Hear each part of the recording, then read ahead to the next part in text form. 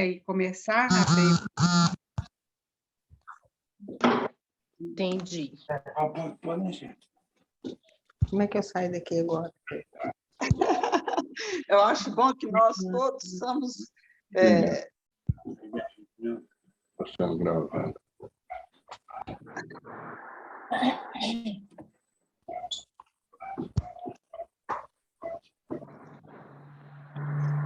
Então, irmãs, bom dia para todas, né?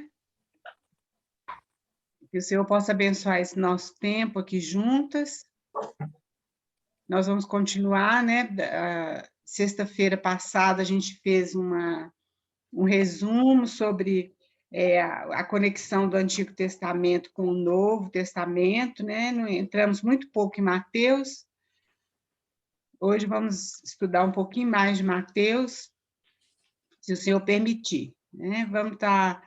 Eu coloquei esse versículo aí porque Mateus apresenta Jesus como rei.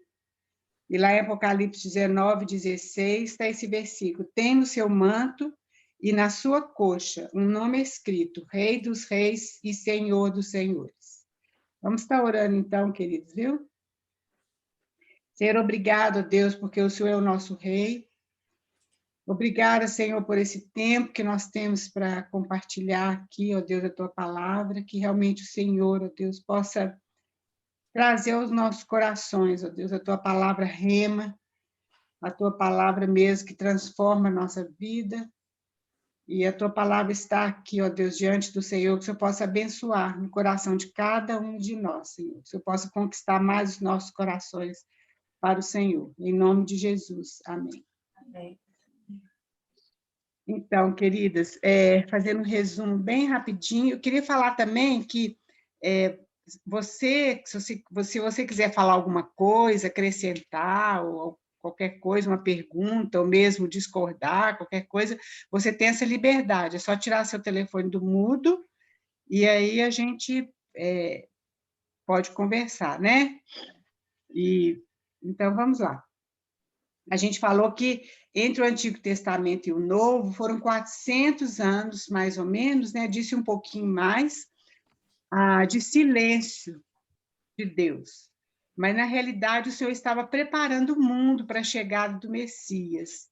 E nós vimos quantas coisas aconteceram nesses 400 anos, né? A gente viu que o Império Assírio caiu, o Babilônico, né? E depois, então, o Império Persa, o grego, e quando, então, o Novo Testamento começa, o Império Romano estava dominando o mundo. E, de acordo com a profecia de Daniel, realmente é exatamente isso, são 5 impérios. E o quinto império é o império, o reino do Senhor Jesus, né? O reino de Deus aqui na Terra. E a gente viu lá em Lucas como o Espírito Santo é cuidadoso para colocar essas informações. Ele fala, no ano de César Augusto, então Jesus nasce. Então, César Augusto realmente foi o imperador mais importante do Império Romano, e aí, então, é quando Jesus Cristo nasce, é o quinto império chegando, é o quinto reino chegando, né? Aquele reino lá em Daniel, depois vocês podem ler lá em Daniel, capítulo 10, aquela pedra que foi tirada de uma rocha sem a ajuda de mão de homem, e aquela pedra encheu a terra toda.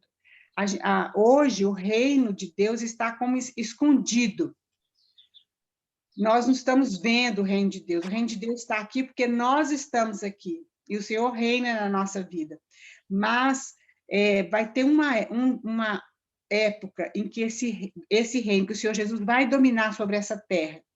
Ele já domina sobre todas as coisas, mas ele vai dominar totalmente sobre essa terra, né?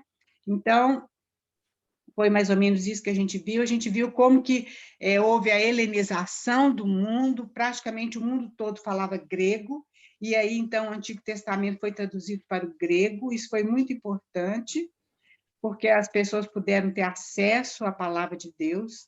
Houve a diáspora foi que os judeus foram espalhados pelo mundo, e eles levaram com eles, então, o Antigo Testamento, eles formaram sinagogas e eles levaram o Antigo Testamento com eles, né? e daí também já foi uma preparação também do mundo para a vinda de Jesus. Outra coisa importante que aconteceu também, que Roma, o Império Romano abriu várias estradas, e por essas estradas o evangelho pôde se espalhar pelo mundo. Então, Deus usou todas essas coisas. Nós, às vezes, não entendemos aqui as coisas que Deus faz, mas toda a história, ela vai caminhando de acordo com o propósito de Deus. O inimigo sempre ele quer frustrar esse propósito, mas ele não consegue, porque o Senhor tem um propósito, e esse propósito vai ser cumprido, né? Glória a Deus por isso.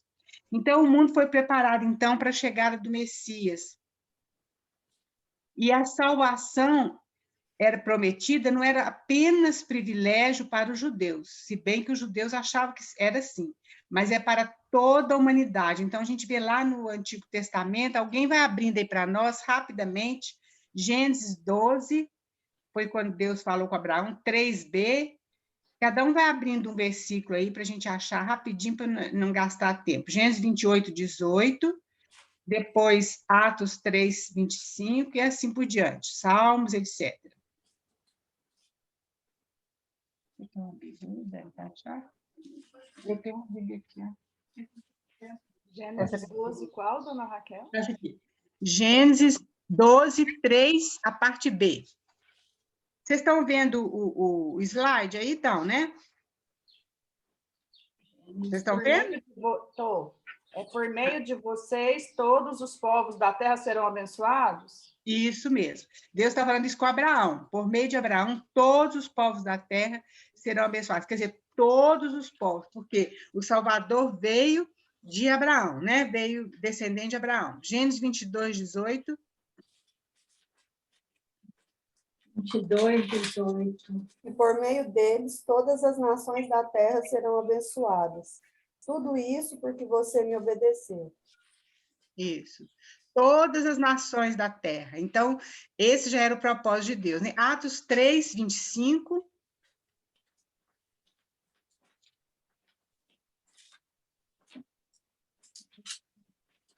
E vocês são herdeiros dos profetas e da aliança que Deus fez com seus antepassados. Ele disse a Abraão, por meio da sua descendência, todos os povos da terra serão abençoados. Isso, é a repetição lá de Gênesis, né? Esse em Atos. Salmo 72, 17.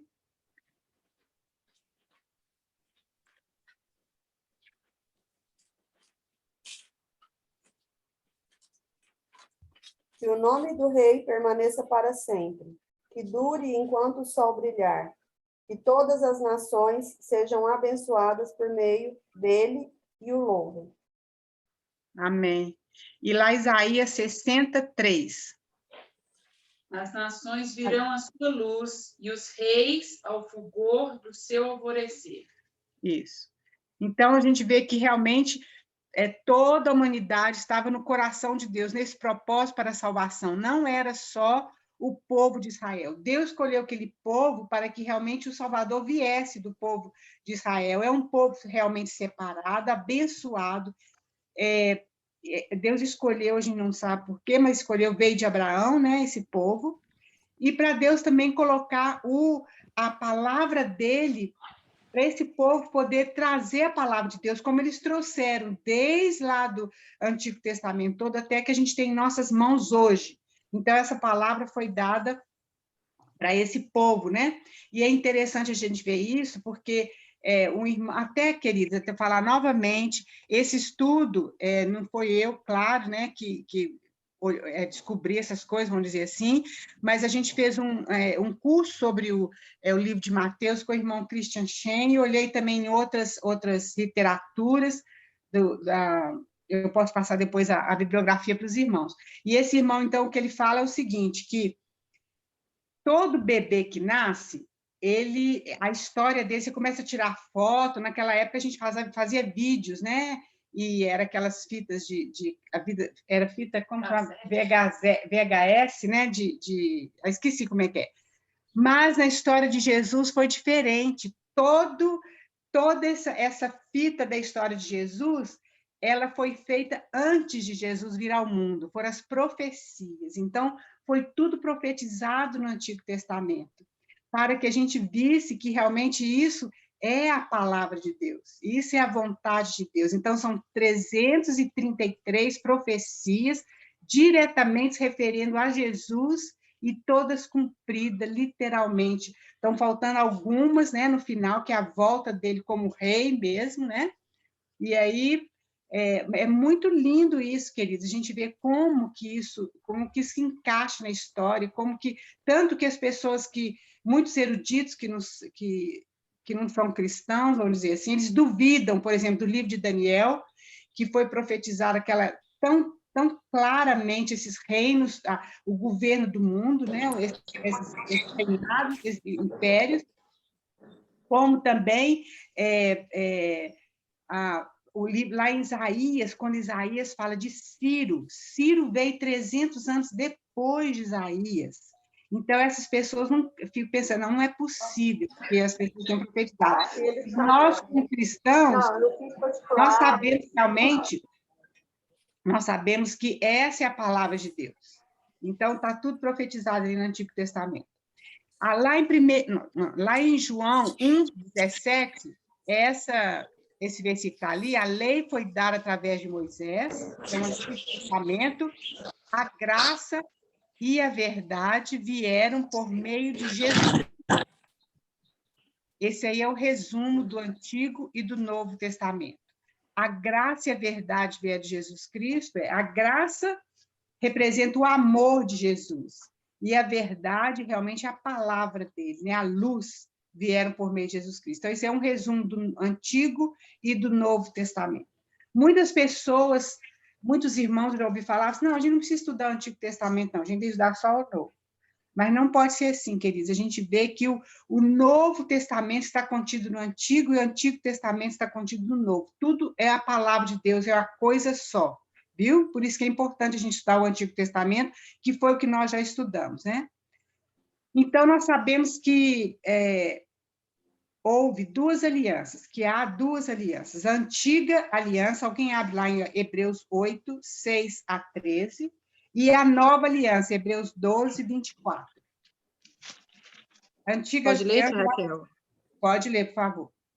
Agora, com efeito, obteve Jesus ministério tanto mais excelente, quanto é ele também mediador de superior aliança instituída com base em superiores promessas.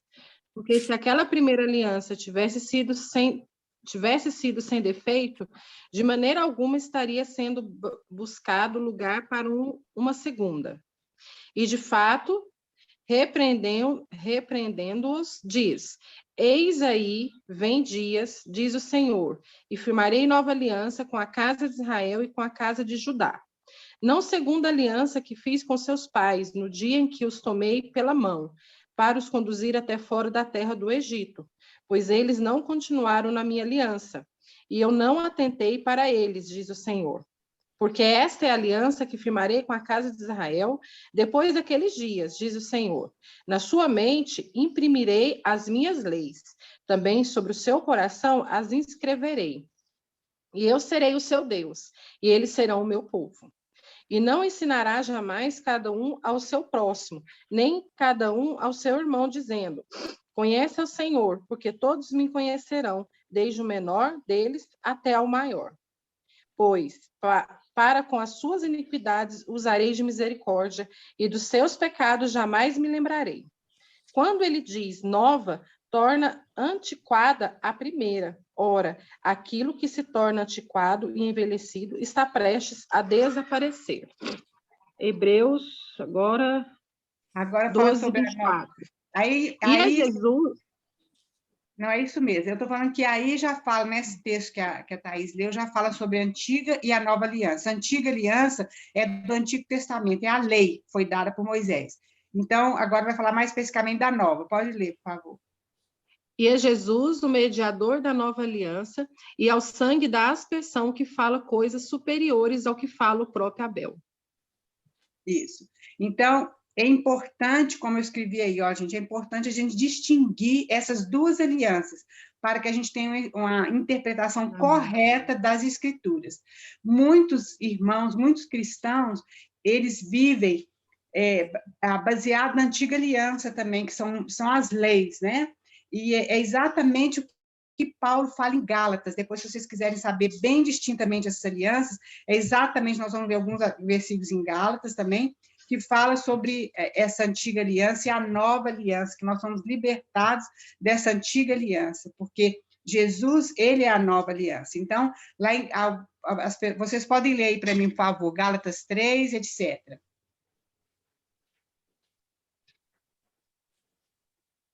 Ó Galas incessante. É o 1, 3, 1? 3:19. 3:19. Se alguém quiser ler, pode ler. Gálatas 3. Qual, pois, a razão de ser da lei? Foi adicionada por causa das transgressões, até que viesse o descendente a quem se fez a promessa e foi promulgada por meio de anjos, pela mão de um mediador. Amém. Isso, é isso mesmo. Então, aqui Paulo está explicando por que precisou da lei, né? Agora, Gálatas 3, 24 e 25. De maneira que a lei nos serviu de aio para nos conduzir a Cristo, a fim de que fôssemos justificados por fé. Mas, tendo vindo a fé, já não permanecemos subordinados ao aio. Isso, É lei, esse né? aio, leu 24 e 25, Thaís? Sim. Então, esse aio era, as pessoas mais ricas, elas contratavam tipo assim, uma babá, só que era uma pessoa culta para poder educar seus filhos, né? Então, esse aio era essa pessoa que educava esses filhos dessas pessoas mais ricas. Então, esse aio ia conduzindo aquela criança até aquela criança virar homem, né? Ser maduro e poder assumir os negócios da família, os negócios do pai. Então, é essa figura que Paulo está usando aqui. A lei, ela serviu como aio para nos levar até Cristo. Por quê? Porque pela lei veio um pleno conhecimento do pecado. Porque sem lei, porque se não tivesse a lei, por exemplo, que você não pode atravessar um sinal vermelho, você podia atravessar que não tinha problema, tá certo? Mas a lei faz a gente conhecer o pecado. Então, pela lei, nós somos pecadores, né? Nós tornamos pecadores. Aliás, nós não nascemos pecadores, mas a lei, ela confirma esse estado de pecado que nós temos, né? Gálatas 4, 21. Digam-me vocês, o que quer estar debaixo da lei? Acaso vocês não ouvem a lei? Pois está escrito que Abraão teve 2 filhos, uma de escrava e outro da livre. A filha da escrava nasceu de modo natural, mas o filho da livre nasceu mediante promessa. Aí, peraí, Cida, só um minutinho, até aí. Porque é um texto muito grande, nós não vamos ler tudo, porque o que Paulo está querendo comparar é o seguinte, depois vocês leem, por favor, em casa, até esse livro de Gálatas é um livro pequeno, é interessante a gente ler para a gente saber essa questão da lei. E por que eu estou falando isso? Porque quando a gente entra no Novo Testamento, a gente está entrando na nova aliança, que é com Cristo, né? Através do sangue de Cristo. E Paulo aí compara lá para os Gálatas, que os Gálatas estavam vivendo, como eu já expliquei, eles falavam assim, que tinha que ser Jesus, mas tinha que ser a lei junto. Se você não obedecesse à lei, não adiantava você crer em Jesus, tinha que ser as duas coisas. E isso, queridos, isso é uma coisa errada, porque é Jesus e somente Jesus. Nada pode ser comparado com ele, nada pode entrar no lugar junto com ele. É ele e somente ele. O sangue de Jesus nos purifica de todo pecado. E o que acontece? Não é que agora nós vamos viver lá em libertinagem, porque agora eu estou livre, não é isso. Porque aquele realmente que entregou sua vida para Jesus, a gente se torna escravo de Jesus. Mas é diferente, é noutra dimensão. Então, Paulo está comparando aí o Ismael com Agar, né, que nasceu sob a lei, e Isaac, que filho de Sara, porque Isaac ele nasceu de uma maneira sobrenatural, porque Sara não tinha condição de ter filhos, nem Abraão, né? Então, foi realmente um filho que veio sobrenaturalmente mesmo, né? Então, é isso que fala esse trecho todo aí, viu, Cíntia? Por isso que eu interrompi, porque está de 4:21 até Gálatas 5:1, né? É um texto bem grande, mas é importante que a gente leia. Olha, então, aí lê o 5:1 para nós, Cíntia, por favor. Foi para a liberdade que Cristo nos libertou. Portanto, permaneçam firmes e não se deixem submeter novamente a um jugo de escravidão. Exatamente. Então, é isso aí, queridos. Pode passar a outra. Vocês entenderam isso, queridos? Ou está confuso? Tá certo? Então, aí eu coloquei isso aí, olha. O Novo Testamento, antes um pouquinho, o Novo Testamento está escondido no Antigo Testamento. Todas essas promessas que Jesus viria, né? Todas essas coisas. A gente falou sobre essa revelação de Deus que vai vindo aos poucos, né? A gente falou sobre o Cordeiro, né? Etc. E todo o Antigo Testamento é revelado no Novo Testamento. Isso é muito lindo. Um testamento para dentro do outro testamento. É uma coisa só, é a palavra de Deus. Pode passar, Joyce, por favor. O próximo aí vai mostrar a diferença dos dois, né? Da aliança, diz o que eu não faço. Não adulterarás, não matarás, não dirás falso testemunho, muito não. A nova aliança declara o que Cristo faz e fez por nós. Nós somos justificados através do Senhor Jesus Cristo, porque ninguém conseguiu cumprir a lei a não ser o Senhor Jesus Cristo. Então, nós estamos escondidos em Jesus Cristo. Então, é uma diferença muito grande. A antiga aliança nos mantém em escravidão. Você tem que obedecer, porque senão você vai ser castigado, né? A nova aliança traz liberdade. Não é uma libertinagem. Ela traz liberdade. Nós somos livres em Cristo. A antiga aliança envolve maldição. Tanto que o Antigo Testamento termina com a palavra de maldição. Isso é muito interessante a gente ver, porque se a gente for comparar os dois testamentos, a gente vê que lá em Gênesis, Caim mata Abel, né? E lá no Novo Testamento, Pedro apresenta Jesus, André apresenta Jesus para Pedro, né? E João também para o irmão dele, e assim vai, né? Tem umas diferenças assim que é muito lindo a gente perceber. Na antiga aliança envolve maldição, já falei. Na antiga aliança enfoca no fazer, você faz isso, você faz aquilo. A nova aliança enfoca no ser. Isso é uma diferença muito grande. O homem condenado como pecador na nova aliança, e o homem liberto do pecado na nova aliança. Glória a Deus por isso, né? A antiga aliança é voltado para a nação. Uma nação. Lá na nova aliança é voltada para toda a humanidade, todo aquele que quiser, né? A antiga aliança são más notícias e a nova aliança são as boas novas. Glória a Deus. Pode passar aí, Joyce, por favor. Isso. Então, vamos tentar entrar no Evangelho de Mateus, né? A gente já deu tanta introdução. Mas, então, o Evangelho de Mateus, ele apresenta o Senhor Jesus Cristo como rei. Ele é o Rei dos Reis, o Senhor dos Senhores. A gente viu que não foi o primeiro evangelho a ser escrito, o primeiro foi Marcos, com certeza.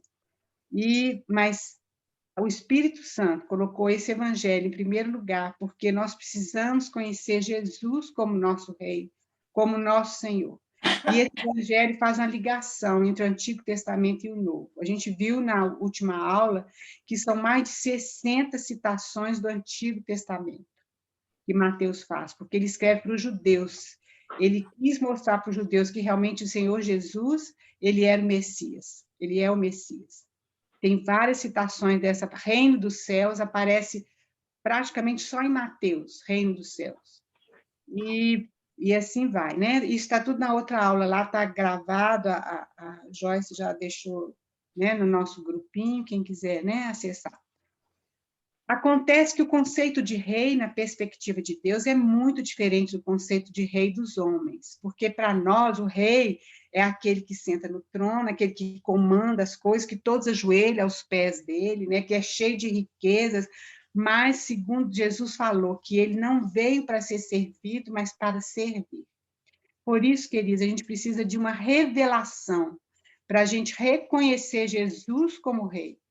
Porque, se for de acordo com nossos conceitos, Jesus ele não era um rei. Ele nasceu na estrebaria, ele não nasceu na capital do país, e assim vai, né? Ele foi rejeitado o tempo todo, mas ele é o rei, segundo o coração de Deus.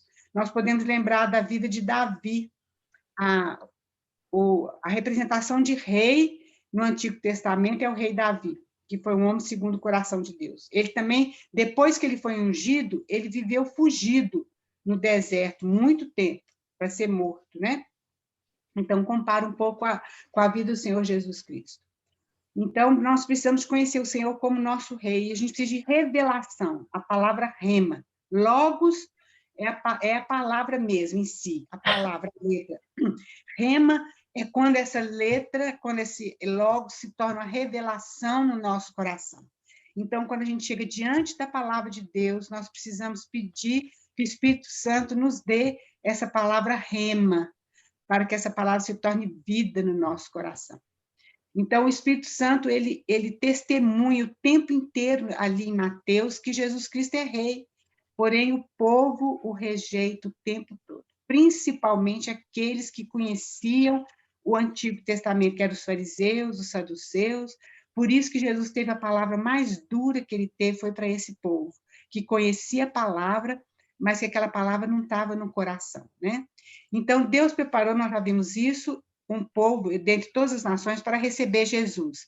Mas esse povo fracassou em reconhecer, né? Porque o próprio, lá em João fala, veio para os que eram seus, mas eles não receberam. Mas a todos quanto receberam, deu-lhes o poder de serem feitos filhos de Deus, a saber, aos que creem no seu nome. Então, isso está em João 1:12. Pode passar, Joyce, por favor.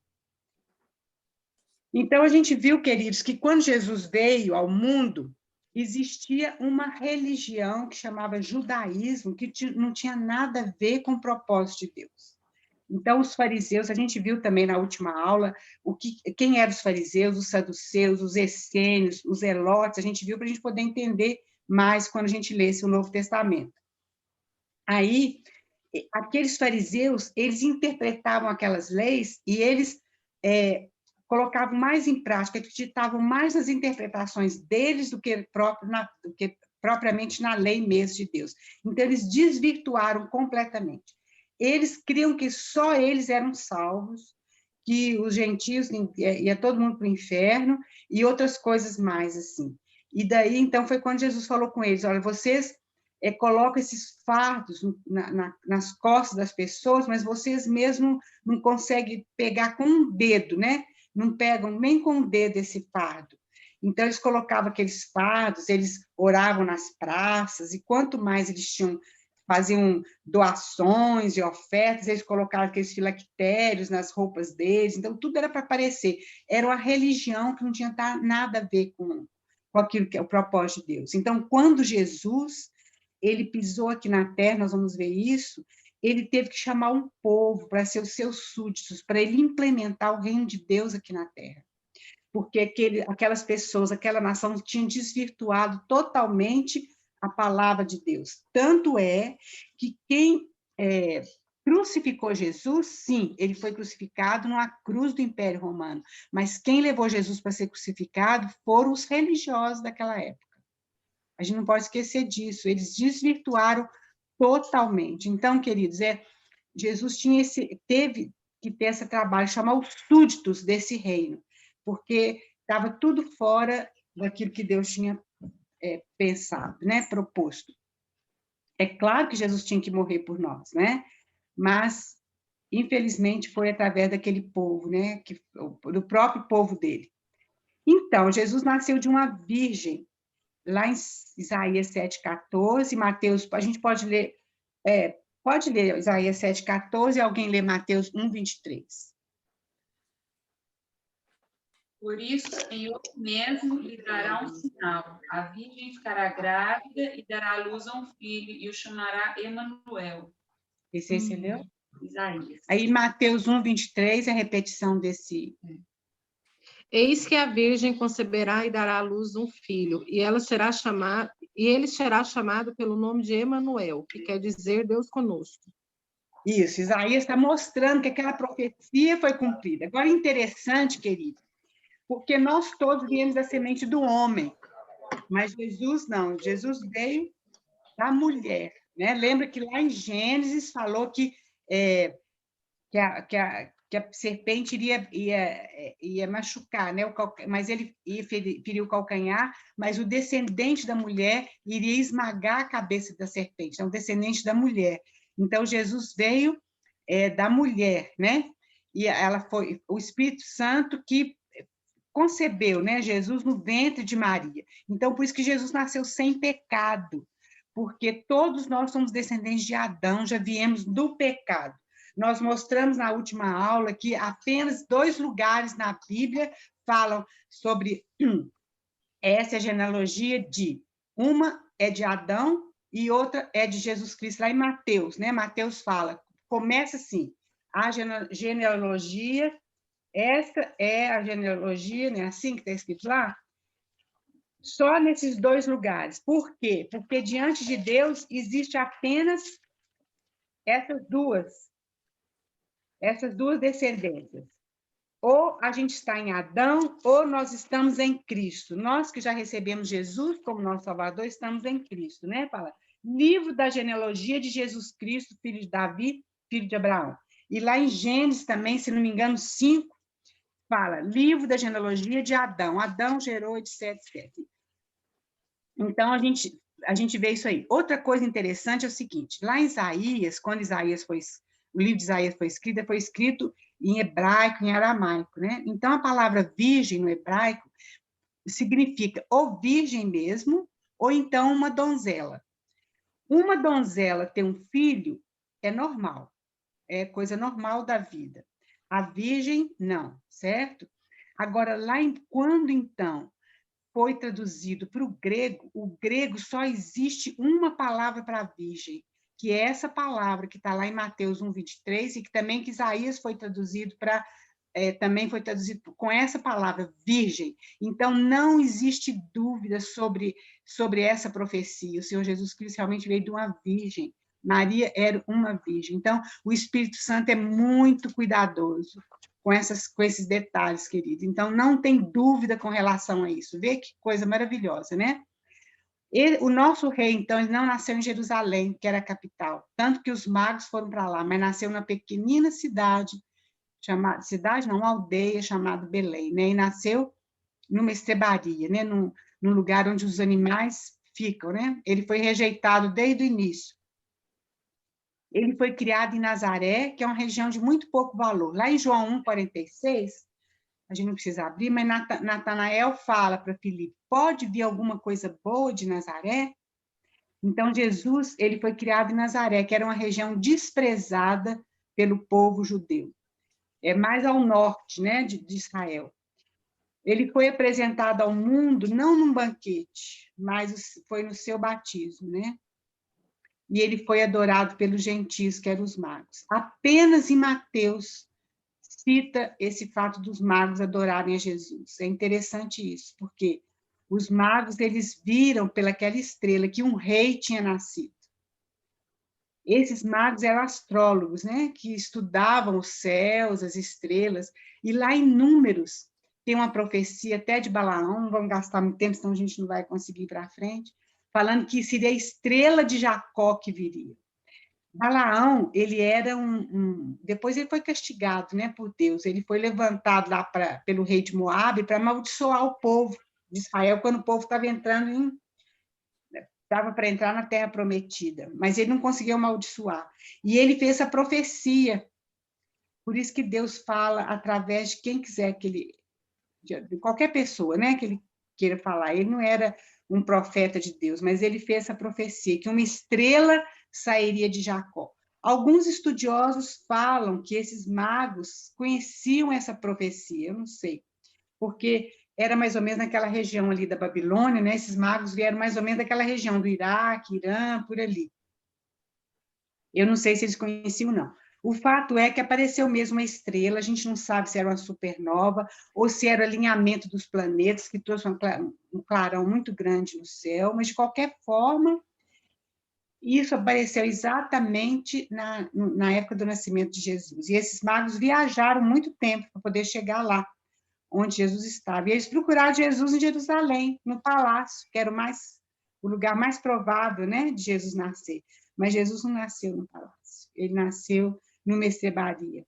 Então, por isso que a gente vê o conceito de rei nosso, humano, é muito diferente do conceito de Deus. Pode passar, Joyce, por favor. Então, Jesus foi apresentado ao mundo através do batismo. Ele viveu 30 anos lá em Nazaré, como filho do carpinteiro. Então, a gente sabe, queridos, que Jesus ele se humilhou, ele deixou a forma realmente de Deus, ele nunca deixou de ser Deus, mas ele precisou aprender a carpintaria com seu pai, José, né? Ele que criou todas as coisas, as árvores, todas as coisas, mas ele precisou aprender o ofício de carpinteiro com José, seu pai, né? Ele devia ser um exímio carpinteiro. E ele viveu 30 anos escondido nesse lugar. Ele não frequentou nenhuma escola de rabino, mas ele frequentou a escola do pai de Deus, né? Que era o seu pai, durante 30 anos. E depois desses 30 anos, então, ele foi apresentado ao mundo através do batismo. Não foi através de um banquete, mas foi através de um batismo, né? E esse é o batismo do rei. João Batista, então, foi precursor de Jesus. Lá em Mateus 3:3, alguém lê para nós, por favor.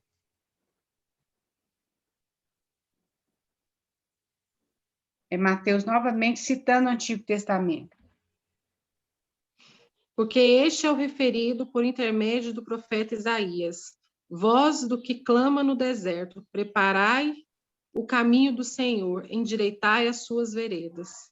Isso. A gente vai ver um pouquinho mais de João Batista lá no livro de Lucas, mas, por enquanto, João Batista realmente ele foi o precursor de Jesus, né?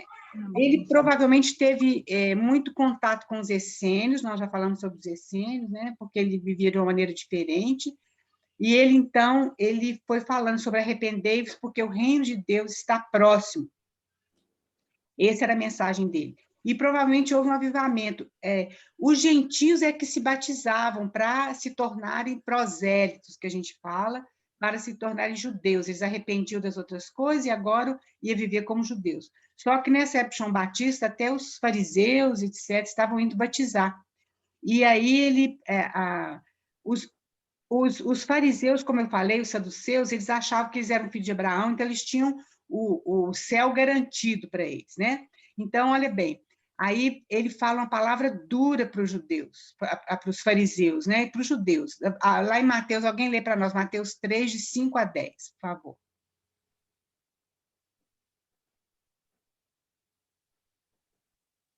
A ele vinha gente de Jerusalém, de toda a Judéia e de toda a região ao redor do Jordão, confessando os seus pecados, eram batizados por ele no Rio Jordão. Quando viu que muitos fariseus e saduceus vinham para onde ele estava batizando, disse-lhes: raça de víboras, quem lhes deu a ideia de fugir da ira que se aproxima? Deem fruto que mostre arrependimento. Não pensem que vocês podem dizer a si mesmo: Abraão é nosso pai, pois eu lhes digo que destas pedras Deus pode fazer surgir filhos a Abraão. O machado já está posto à raiz das árvores, e toda árvore que não der bom fruto será cortada e lançada ao fogo. Isso mesmo, obrigada, Claudinha. Isso aí, queridos, é uma coisa tão linda também, foi uma profecia, praticamente uma profecia que se cumpriu. Então, João Batista tem essa palavra dura para os fariseus e os saduceus, que eram conhecedores da lei, né? Falou que Deus podia transformar aquelas pedras do deserto em filhos de Abraão. Então, nós vamos ver que Deus realmente cumpriu isso aí. Vamos abrir, alguém abre Gálatas 3:7, outra pessoa abre 1 Pedro 2:5 e 6, e alguém abre lá em Daniel 2:34, por favor. É importante a gente ver isso.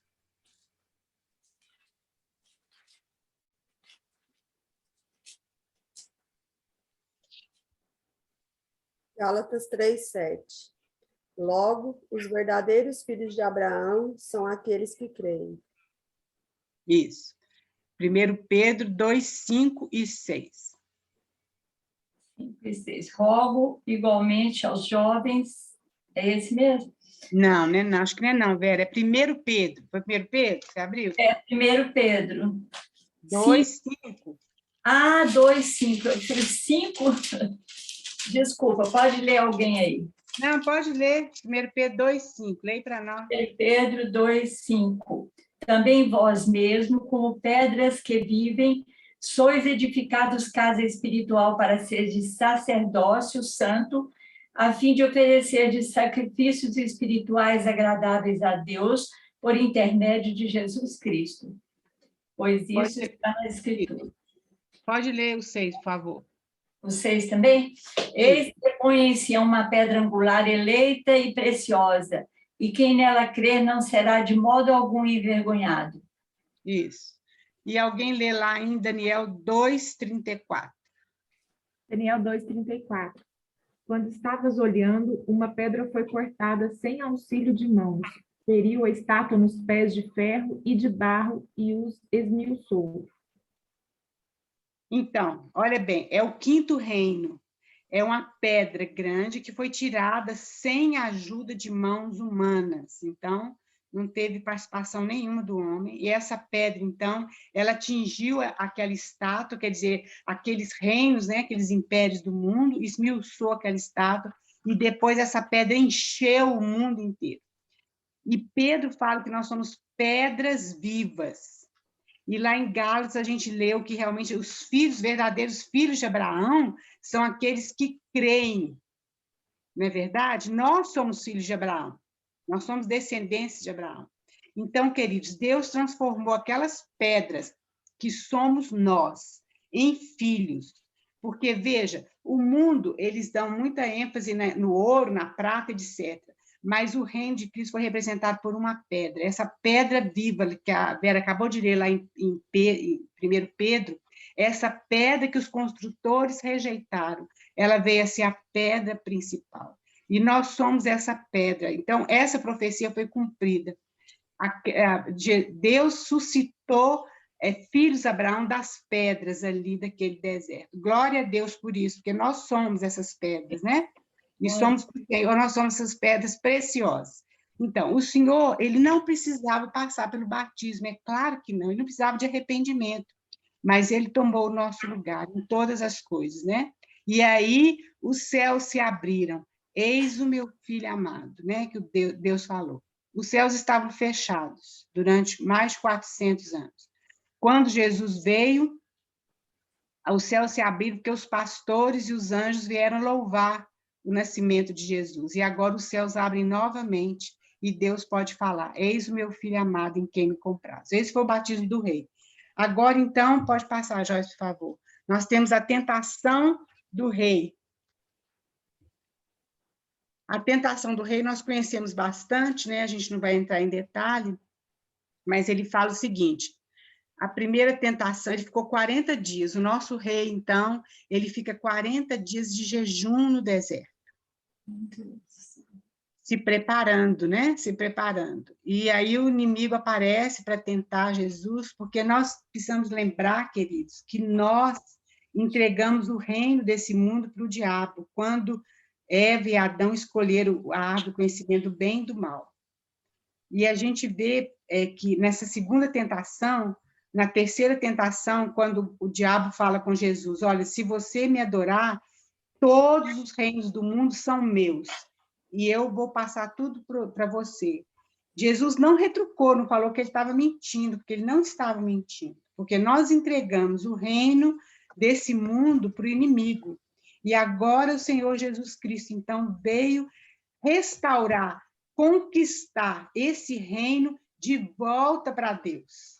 Então, por isso, ele precisava formar um povo, começando com os discípulos, depois ali, quando desceu o Espírito Santo, depois que o Senhor Jesus Cristo ressuscitou, né, foi glorificado no céu, eram 120 pessoas, e essas 120 foram aumentando, e esse é o reino de Deus, então, que está conquistando essa terra para o Senhor Jesus Cristo. Nós não entendemos isso, porque o próprio Senhor falou que ele com um sopro ele podia destruir tudo. Mas aprove a Deus nos usar para que a gente possa fazer parte dessa conquista. Isso é uma coisa que nós não conseguimos entender, mas isso é a verdade. Então, ele faz a primeira tentação, olha, fala com Jesus, para transformar as pedras em pães, né? Fala, manda que essas pedras se transformem em pães. Então, Jesus fala, não só de pão viverá o homem, mas de toda palavra que procede da boca de Deus. Mas nós sabemos que Deus ia transformar as pedras em filhos de Deus, não é em pães, é em filhos de Deus, né? Então, foi essa primeira tentação. A segunda tentação, o diabo levou ele na cidade alta e falou para Jesus pular, né, ali para baixo. E aí Jesus fala assim, não tentarás o Senhor teu Deus, né? O diabo queria de toda forma que Jesus obedecesse às ordens dele. E por último, então, ele fala, olha,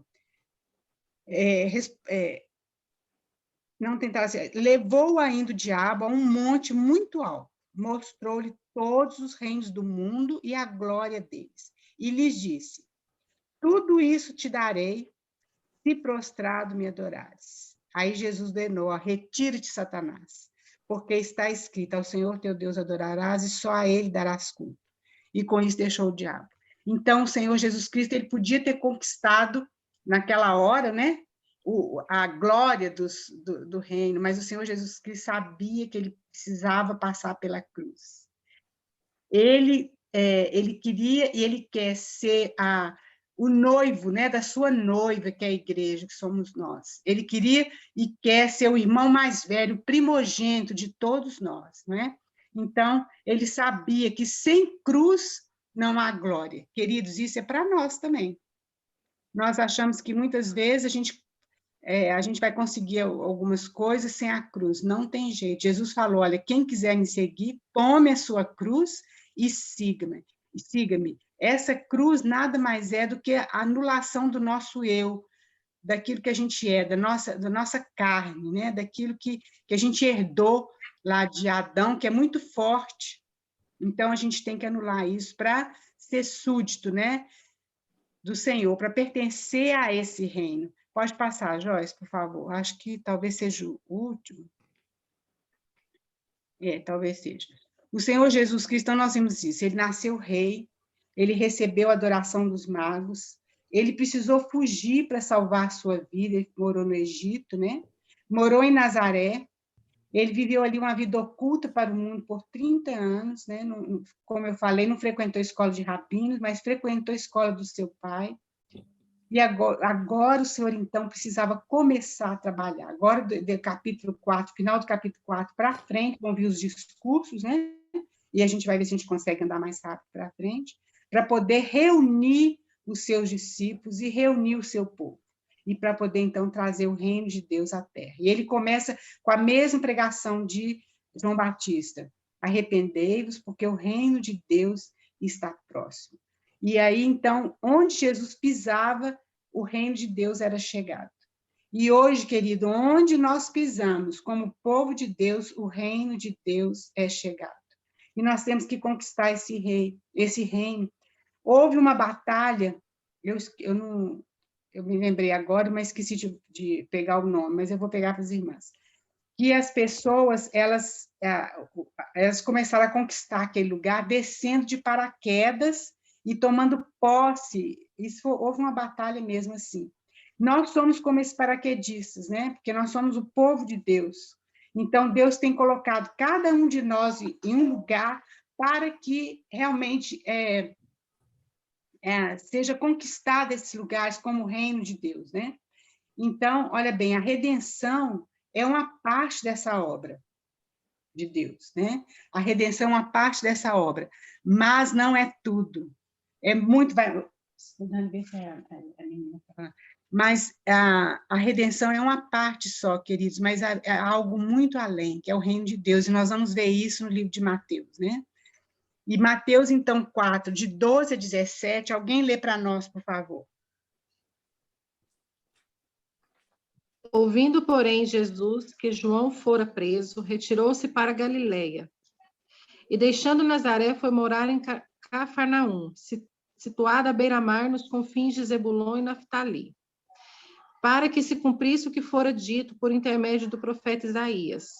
Terra de Zebulon, terra de Naftali, caminho do mar além do Jordão, Galiléia dos gentios. O povo que jazia em trevas viu grande luz, e aos que viviam na região e sombra da morte resplandeceu-lhes a luz. Daí por diante, passou Jesus a pregar e a dizer: arrependei-vos, porque está próximo o reino dos céus. Então, aí Jesus começa o ministério dele, depois dessa tentação, ele começa o ministério dele. Então, queridos, olha, veja bem, queridas, é o seguinte, olha, o Senhor Jesus nos chama para ser discípulos dele. E esse é o chamado do rei, para que a gente possa ser súdito dele. E ele vai começar, então, a juntar o seu povo. E esse chamado é para nós também, para que a gente seja totalmente dele. Então, ele quer nos transformar, queridos, em discípulos. E ele quer nos transformar em rei. Porque ele quer, essa é a vontade dele, o reino de Deus, é que a gente reine com ele. Mas para que a gente possa reinar com ele, a gente precisa ter uma vida madura. A gente precisa ser conformado à imagem dele. Alguém abre para nós aí, Efésios 4:13, 2 Pedro 2:9 e Apocalipse 20, versículo 4. Efésios 4:13. Até que todos alcancemos a unidade que a fé e o conhecimento do Filho de Deus produzem e amadureçamos, chegando à completa medida da estatura de Cristo. Então, esse é o objetivo do discípulo, da gente ser discípulo, chegar à estatura completa de Cristo, para que a gente possa reinar com ele. Uma criança não tem condição de reinar, mas um adulto, ele tem condição de reinar. Então, nós precisamos amadurecer, queridos, precisamos aprender com o Senhor, para que a gente chegue a essa estatura. Outro versículo lá.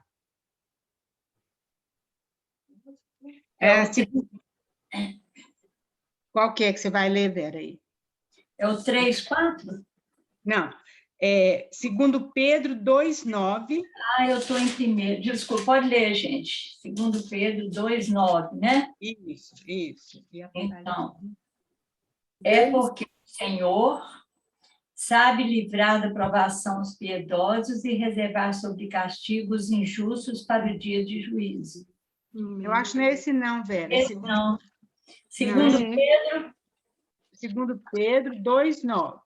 Então, esse. Vemos, portanto, que o Senhor sabe resgatar das provações. Então, eu fiz errado. A Joyce está lendo. Então, lê, Joyce, vê se é esse aí. Vê se é. Não. Vemos, portanto, que o Senhor sabe resgatar das provações os que vivem e, ao mesmo tempo, manter os perversos sob castigo até o dia do julgamento. Não, gente. Eu anotei errado. Espera aí, deixa eu ver se é o 1 Pedro 2:9. Não, é 1 Pedro 2:9. Desculpa, irmã. Eu anotei errado, viu? Desculpa aí, Vera e Joyce. Vós, porém, sois raça eleita? Isso, exatamente. Sacerdócio real, nação santa, povo de propriedade exclusiva de Deus, a fim de proclamardes as virtudes daquele que vos chamou das trevas para a sua maravilhosa luz. Olha bem, nós somos essa raça eleita, sacerdócio real, nação santa, povo de propriedade exclusiva de Deus, para que a gente possa proclamar esse reino de Deus. E alguém lê Apocalipse, então, 20, versículo 4. Vi tronos em que se assentaram aqueles a quem havia sido dada autoridade para julgar, e as almas dos que foram decapitados por causa...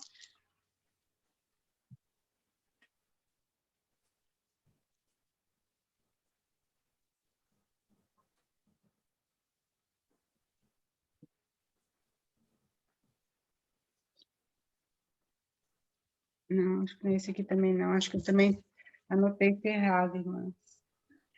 Os testemunhos de Jesus, da palavra de Deus. Peraí, querido, eu acho que eu anotei esse errado também. Desculpa, viu, querido? Mas aqui, esse Apocalipse que eu estou querendo é aquele que fala que nós vamos reinar com Cristo eternamente. Alguém sabe onde é que pode estar isso aí? E aquele que está sentado no trono de Deus, o vencedor herdará essas coisas e eu lhe serei... Não, né? Não, pode ser. Peraí, deixa eu ver se eu acho aqui, só para a gente terminar aqui. Desculpe, irmãs, eu anotei errado aqui. O que tem, Raquel? Deixa eu ver. Apocalipse 21, 7. Deixa eu ver aqui. 24, engraçado. Deixa eu ver aqui. Aquele foi a autoridade julgar. E antes de Jesus convém falar de Deus, todos adorar a Deus. Aqui no finalzinho, Não está fazendo irmão? É esse mesmo. É no finalzinho do 20, é no finalzinho do 20, versículo 4. Que fala. É esse mesmo. Olha, vi também tronos e nestes sentaram-se aqueles aos quais foi dada a autoridade de julgar. Somos nós, viu, irmãos? Vi ainda as almas dos decapitados por causa do testemunho de Jesus, bem como por causa da palavra de Deus, tantos quantos não adoraram a besta, nem tampouco a sua imagem, e não receberam a marca na fronte e na mão, e viveram e reinaram com Cristo durante 1000 anos. Qual Então, que você está lendo? é o 20, versículo 4 mesmo, só que é o finalzinho que eu queria, né? Reinaram com Cristo, né? Então, o Senhor então, está nos preparando o seu povo, para que seja conforme a estatura de Cristo, para que um dia a gente possa reinar com Ele também. Oh, glória a Deus. Então, queridos, esse é o livro de Mateus, e a gente precisa estudar Mateus com essa perspectiva. E olha, meninas, eu até falei quem que iria falar sobre o primeiro. Eu não sei se alguém preparou alguma coisa do primeiro discurso ou do outro discurso. Nós vamos deixar para a próxima, né? Porque a nossa horário já terminou. E seria muito importante que as irmãs lessem, né, esses discursos de Jesus. Lessem o livro de Mateus. Nós vamos entrar no primeiro discurso, vamos ver se a gente consegue fazer mais do que o primeiro discurso e para frente, né? Dona Raquel. Se alguém quiser falar sobre o primeiro discurso... Oi, fala. Eu não vou falar sobre o primeiro discurso, não. Queria só lembrar o pessoal aí, que eu não sei se todo mundo está acompanhando a nossa série de quarta-feira, onde nós estamos estudando o livro de Marcos, né, que seria o próximo livro aí. Então, seria legal se todo mundo pudesse acompanhar na quarta-feira, das 20 às 21 horas. A série chama O Filho Tá On? Lembra? O Filho Tá On. Aí, se alguém quiser acompanhar... Inclusive, a pregação da semana passada foi justamente sobre o batismo de Jesus. Eu assisti, eu sempre assisto o culto nas quarta-feiras. Incrível como que foi encaixando o culto de quarta com o estudo de hoje. Muito bom mesmo, viu?